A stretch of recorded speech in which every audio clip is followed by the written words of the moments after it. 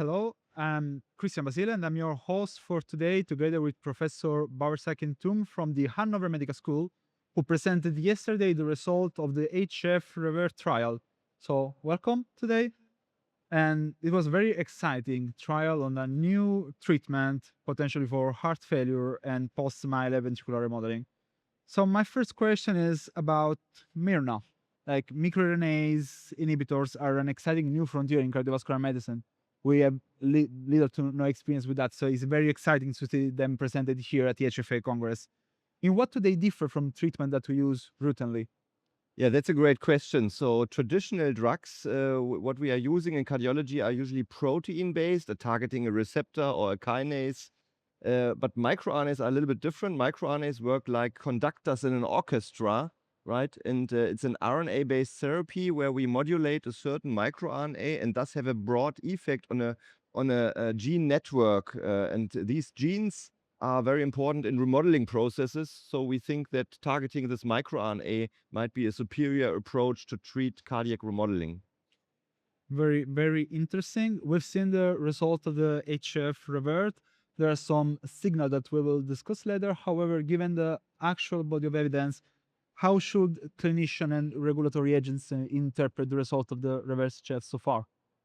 So I think clearly the main result of the HF revert was a neutral result, so no significant difference between the placebo group and the treatment groups. However, in several subgroups that are prone to adverse remodeling and heart failure development, there were some signal of a beneficial effect. And in fact, one thing that struck me being a post MI trial is that compared with previous post MI trials like the Paradise MI, NT-proBNP levels were a little bit lower in the overall enrolled population despite a similar LVF, similar STEMI and STEMI proportion. Do you think this influenced the result in a way that was unexpected when designing the trial? Clearly, this may have influenced the results towards a neutral result. However, I think it also reflects that our treatments are much better now, and even in patients with previously larger myocardial infarction, now with this primary PCI and with all the medications we have. So we have less risk, but nevertheless, there's still a clinical need because heart failure is much more often in these patients than a reinfarction, for example. This is a super interesting point considering how good the status of post-MI care is right now. Like it's getting harder and harder to perform a randomized control trial in post-MI care. And when we talk about new treatments, so new like Myrna, safety is as important as efficacy. How was the safety profile?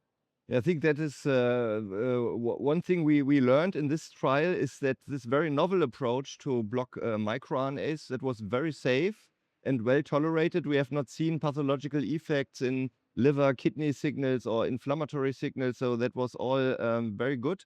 What we saw is a higher incidence of mild and transient skin reactions, and this is something we well know in the oligonucleotide therapy field. That's a more common, smaller side effect that we also observed here. But otherwise, it was well tolerated and looked very safe. So among the subgroups that show effectiveness, for sure, a patient with a higher NT-proBNP seems to benefited more. Could this be incorporated in the design of future trial on this treatment? So the drug is currently investigated in chronic heart failure with already established heart failure and left ventricular hypertrophy. So patients that have already undergone remodeling and clearly also in the heart failure studies, then both in HFpEF but also in HFrEF studies, there is also a certain NT-proBNP threshold, and the patients have to have a higher NT-proBNP and thus also have a higher risk. It's super interesting for me that we are finally having a treatment beside what we have done for the past 30 plus years.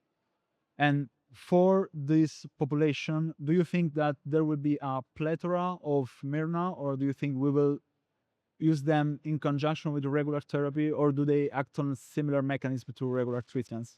I mean, the mechanism obviously is a very novel one, and I see that obviously it can be on top of all treatments in selected patients. It can be really beneficial because we are targeting pathological remodeling. So maybe we need to work a little bit better in the future to identify those patients that have an ongoing pathological remodeling because they might benefit from such a treatment.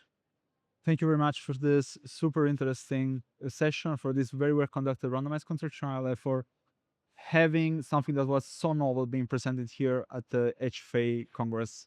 I think this was a very interesting session, and there are many more to come. See you around at Congress. Thank you. Thank you.